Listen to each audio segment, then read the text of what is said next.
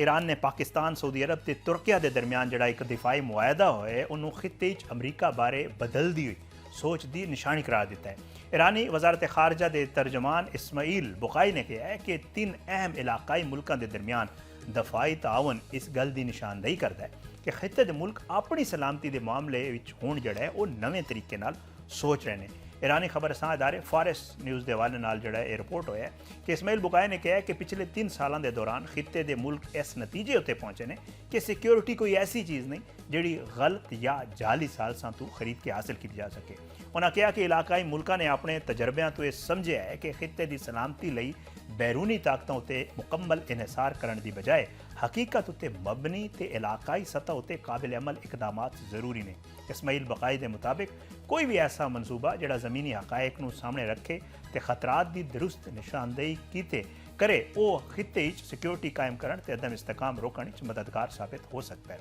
उन्होंने कहा कि उन्होंने ख्याल ऐसे इकदाम खिते नूं इसराइली खतरे तो पैदा होने वाले अदम इस्तेकाम तो महफूज रखने किरदार अदा कर सकते हैं। पाकिस्तान सऊदी अरब ते तुर्किया के दरमियान हालिया जड़ा दिफाई तावन नूं खिते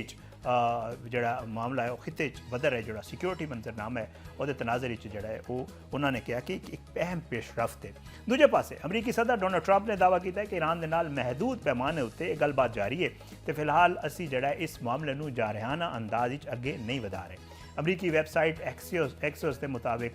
जड़ा डोनाल्ड ट्रंप ने इशारा दिता है कि वह ईरान के खिलाफ एक वड्डे फौजी कार्रवाई का जड़ा है हुक्म देने के बजाय ईरान उत्ते माशी दबाव वधाने लई तैयार ने जदों कि ईरान इन्हां खबरों की मुसलसल तरदीद कर रहा है। रिपोर्ट दस्सिया गया है कि डोनाल्ड ट्रंप सिर्फ एक हफ्ता पहले वड्डी फौजी कार्रवाई दोबारा शुरू करने का हुक्म देने लई तैयार सन पर इंटरव्यू के दौरान उन्होंने किसी भी नवी फौजी मुहिम बारे कोई धमकी नहीं दी। डोनाल्ड ट्रंप ने ईरान बारे गल करते हुए आख्या कि फिलहाल असी इस मामले नूं जड़ा है वह नुमाया नहीं कर रहे ईरान के नाल सिर्फ महदूद पैमाने उत्ते गलबात कर रहे हैं। उन्होंने दस्सिया कि असी ईरान उत्ते नज़र रखें जिथे महंगाई बहुत ज़्यादा है तो उन्होंने कोल पैसा भी कोई नहीं। उन्होंने जोर दे के आख्या कि ईरान मुआशी तौर उत्ते बहुत खराब हालत है तो उन्होंने कोल अपनी फौज नूं तनख्वाह देने लई भी पैसा कोई नहीं। अमरीकी बहरी नाकाबंदी ने ईरान हुकूमत के माशी बहरान नूं मजीद भी संगीन कर दिता है। उन्होंने कहना सी कि तेल की कीमत $75 फी बैरल तो थोड़ी जी वध रहने की वजह नाल अमरीकी सार्फिन जंग के माशी असरात नूं कुछ हद तक जड़ा है वो घट महसूस कर रहे हैं। अमरीकी सदर ने ईरान के नाल जारी कशीदगी बारे कहा कि मामला जड़ा है वो हल हो जाएगा और इसका हल हमेशा निकल ही आएगा और ये शतरंज के खेल की तरह है और इनू समझना पवेगा। दूजे पासे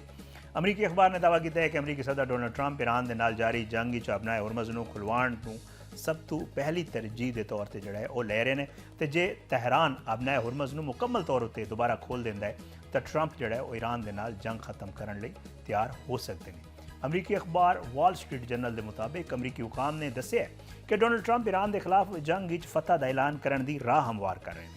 उन्होंने अपने करीबी दोस्तों नाल निजी गलबात जड़ा है वो इस ख्याल का इजहार किया है कि वह जोहरी मुआहदे तो बगैर भी मामला खत्म कर ते राजी हो सकते हैं। वाइट हाउस के एक अहदेदार ने अखबार नूं दस्सिया कि अमरीका ईरान के खिलाफ अपने सारे फौजी मकसद हासिल कर चुके हैं तो हुण तवज्जो अपना हुरमज़ नूं दोबारा खुलवाण उत्ते मरकूज है। जे तहरान अपना हुरमज़ नूं मुकम्मल तौर पर खोल देंदा है तो अमरीका ईरान के नाल जोहरी मुआहदे दीयां कोशिशां नूं खत्म या आरजी तौर पर मुअत्तल कर सकता है। रिपोर्ट के मुताबिक सदर ट्रंप ने अपने जोड़े आला मुशीर ने उन्होंने आख्या है कि उन्होंने यकीन है कि ईरान लिए अपना जोहरी प्रोग्राम दोबारा शुरू करना औखा होएगा क्यों जो गुज़श्ता जून ईरान दीयां जड़ियां 3 अहम जोहरी तनसीबात सन असी उन्होंने तबाह कर दिता है। अमरीकी सदर का मौकफ है कि जो ईरान अपना जोहरी प्रोग्राम दोबारा बहाल करन या जोहरी हथियार तैयार करने की कोशिश करेगा तो अमरीका इंटैलीजेंस नूं जी अमरीकी इंटैलीजेंस है उन्होंने इसका पता लग जाएगा। सदर ट्रंप ये भी समझते हैं कि अमरीकी फौजी कार्रवाई के खतरे ने ईरान नूं जोहरी हथियार तैयार करने की कोशिश तो रोकया है। अमरीकी हुकाम के मुताबिक जो ईरान के जोहरी प्रोग्राम में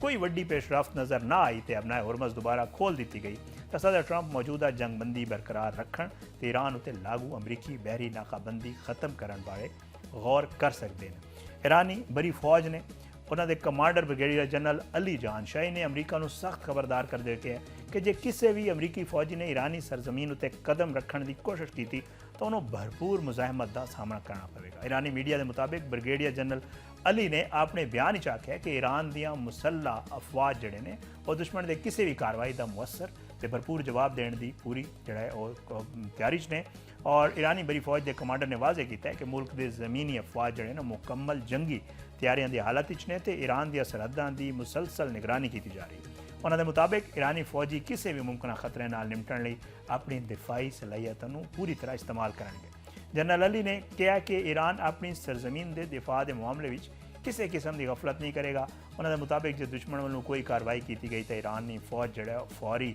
ਤੇ ਮੁਅੱਸਰ ਤੌਰ ਤੇ ਉਹਦਾ ਜਵਾਬ ਦੇਗੀ। ਈਰਾਨੀ ਬੜੀ ਫੌਜ ਦੇ ਕਮਾਂਡਰ ਦੇ ਮੁਤਾਬਿਕ ਮੁਲਕ ਦੇ ਸਰਹੱਦਾਂ ਉੱਤੇ ਸਿਕਿਉਰਿਟੀ ਇੰਤਜ਼ਾਮਾਤ ਮੁਸਲਸਲ ਫਾਲ ਨੇ ਤੇ ਫੌਜੀ ਯੂਨਿਟ ਕਿਸੇ ਵੀ ਮੁਮਕਿਨਾ ਸੂਰਤ ਹਾਲ ਨਾਲ ਨਿਪਟਣ ਲਈ ਜਿਹੜਾ ਉਹ ਤਿਆਰ ਨੇ। ईरान के नायब स्पीकर ने भी गल की है और उन्होंने दसिया है कि जी अबनाए हुरमज़ जंग तो पहला वाली सूरत हाल तो वापस कदे भी नहीं आएगी तो खिते हुण समंदरी आमदरफ्त के हवाले नाल एक नवा निज़ाम जड़ा है वो तश्कील पावेगा। ईरानी खबर अदारिया ने रिपोर्ट किया है कि अली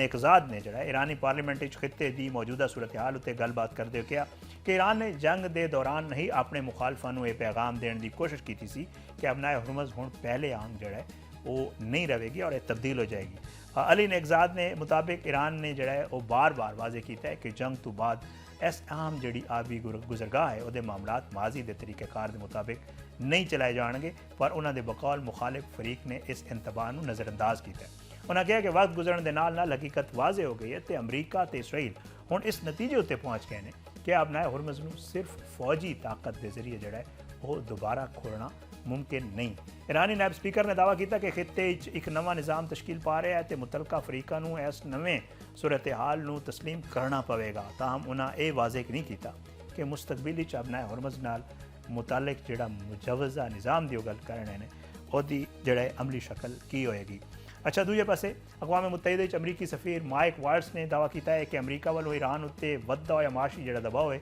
वो तेहरान नूं मुज़ाकरात विच मज़ीद रियायतां देण उत्ते मजबूर कर सकता है। उन्होंने मुताबिक अमरीकी वज़ीर खारजा स्कॉट बेसनेट ने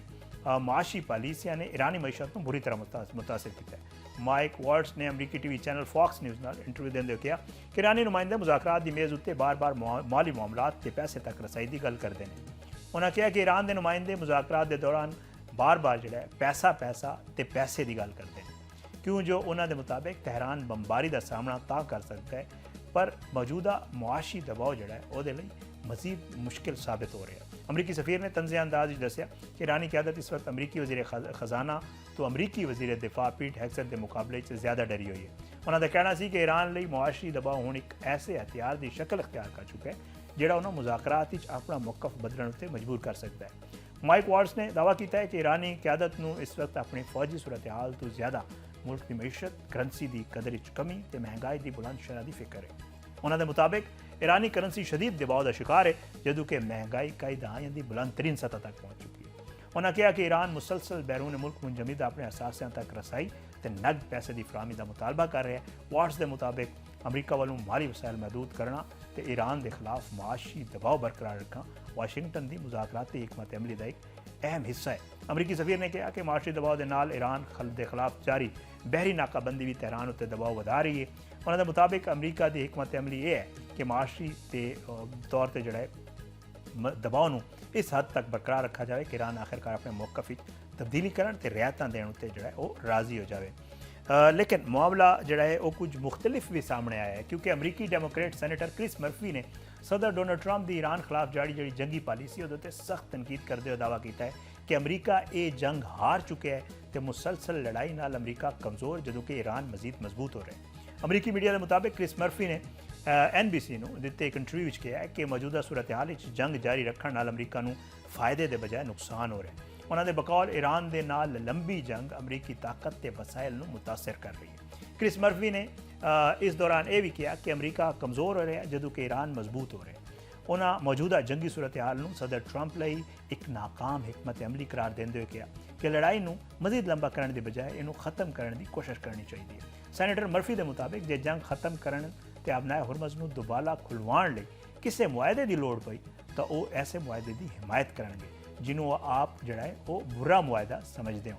उन्हें आख्या कि अबनाए हुरमज़ की बंदिश या महदूद आमदरफ्त नाल आलमी मईशत ते तवाई दी मंडियां उत्ते दबाव वध रहा है जदों कि वक्त गुजरन के नाल नाल इस अहम जी आबी गुजरगाह है ਉਹਨੂੰ ਦੁਬਾਰਾ ਖੁਲਵਾਉਣ ਦੀ ਕੀਮਤ ਵੀ ਵੱਧਦੀ ਜਾ ਰਹੀ ਹੈ। ਕ੍ਰਿਸ ਮਰਫੀ ਦੇ ਮੁਤਾਬਿਕ ਅਮਰੀਕਾ ਤੇ ਈਰਾਨ ਦੇ ਦਰਮਿਆਨ ਮੁਜ਼ਾਕਰਾਤ ਦੀ ਜਿਹੜਾ ਤਾਅਤੁਲ ਹੈ ਉਹਦੀ ਵਜ੍ਹਾ ਨਾਲ ਸੂਰਤ ਹਾਲ ਮਜ਼ੀਦ ਪੇਚੀਦਾ ਹੋ ਰਹੀ ਹੈ ਤੇ ਜੰਗ ਖਤਮ ਕਰਨ ਵਿੱਚ ਤਾਖੀਰ ਦਾ ਜਿਹੜਾ ਉਹ ਬਰਾਹ ਰਾਸਤ ਅਸਰ ਜਿਹੜਾ ਉਹ ਆਪਣਾ ਹੁਰਮਜ਼ ਦੀ ਬਹਿਰੀ ਆਮਦਰਫਤ ਉੱਤੇ ਪੈ ਰਿਹਾ ਹੈ। ਅਮਰੀਕੀ ਸੈਨੇਟਰਾਂ ਨੇ ਜ਼ੋਰ ਦਿੱਤਾ ਕਿ ਮੌਜੂਦਾ ਹਾਲਾਤ ਵਿੱਚ ਵਾਸ਼ਿੰਗਟਨ ਨੂੰ ਜੰਗ ਜਾਰੀ ਰੱਖਣ ਦੇ ਬਜਾਏ ਸਫਾਰਤੀ ਰਸਤਾ ਅਖਤਿਆਰ ਕਰਨਾ ਚਾਹੀਦਾ ਹੈ। ਉਹਨਾਂ ਦੇ ਮੁਤਾਬਿਕ ਜੇ ਕਿਸੇ ਸਮਝੌਤੇ ਦੇ ਜ਼ਰੀਏ ਲੜਾਈ ਖਤਮ ਹੋ ਜਾਵੇ ਤਾਂ ਆਪਣਾ ਹੁਰਮਜ਼ ਦੁਬਾਰਾ ਖੁੱਲ ਜਾਏ ਤਾਂ ਇਹ ਜੰਗ ਜਾਰੀ ਰੱਖਣ ਨਾਲੋਂ ਬਹੁਤ ਹੀ ਬਿਹਤਰ ਮਾਮਲਾ ਹੋਏਗਾ। ਔਰ ਈਰਾਨ ਨੇ ਵਾਜ਼ਿਹ ਕੀਤਾ ਹੈ ਕਿ ਈਰਾਨ